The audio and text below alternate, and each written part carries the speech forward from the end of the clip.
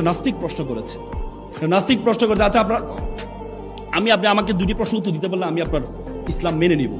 আমি যেটা দেখি না সেটা বিশ্বাস করি না, আমাকে দেখাইতে হবে, তাহলে আমি বিশ্বাস করবো, আল্লাহকে বিশ্বাস করবো।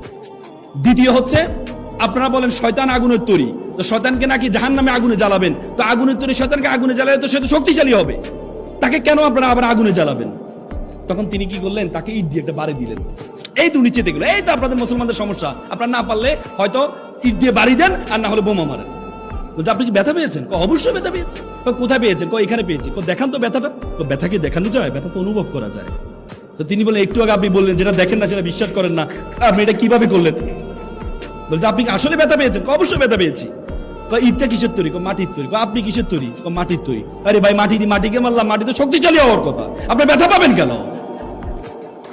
আপনি ব্যথা পাবেন কেন? It's logic, it's the principal of logic, it's the ethics of logic.